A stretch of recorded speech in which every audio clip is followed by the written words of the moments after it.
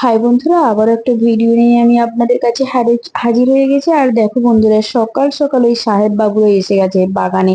এরা তো বাগানে খাওয়ার থেকে গাছপালাগুলোকে খুব নষ্ট করে দেয়। আমাদের বাড়ির একটা বাড়ির পাশে টালির চালের উপরে বসে রয়েছে, আর ওর পাশে যে পেয়ারা গাছটা রয়েছে না, ওই পেয়ারা গাছগুলো থেকে পেয়ারাগুলো পেড়ে পেড়ে খাচ্ছে।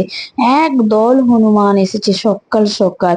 এদের জন্য একটা গাছও রাখতে পারা যাচ্ছে না। আর এইদিকে আমার এই গুড়ি লঙ্কার গাছটা দেখেছো, এই গাছটাতে একদম ভরে ভরে লঙ্কা হয়েছিল। এই গাছটা নিচে এমনি এক কোণে পড়েই হয়েছিল, তো সেখান থেকে তুলে নিয়ে এসে আমি ছাদ বাগানে লাগিয়েছি। লাগানোর পর দেখলাম প্রচন্ড লঙ্কা, কিন্তু ওই হনুমানগুলো সকালবেলা এসে বন্ধুরা অনেকগুলো লঙ্কা সব ছিঁড়ে ফেলে দিয়েছে।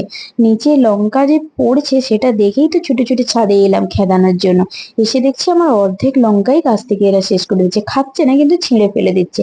আর এদিকে ছাদ বাগানে যখন এসেই গেছি, কিছু তুলসী পাতা আমি পুজোর জন্য তুলে নিয়ে ফুলটা আগেই তুলে নিয়ে গেছি, আর তুলসী পাতাটা তুলতে মনে ছিল না, তাই একেবারে আমি এই তুলসী পাতাগুলো তুলে নিচ্ছি। আর বর্ষার জন্য তুলসী গাছগুলো একদম সবুজ মম করছে। আর অনেক জায়গাতেই চারা বেরিয়েছে। অন্য সময় কিন্তু তুলসী পাতা এত পাওয়া যায় না, বর্ষাতে প্রচুর হয়েছে। তো আজকের মতো এইটুকুই, টাটা।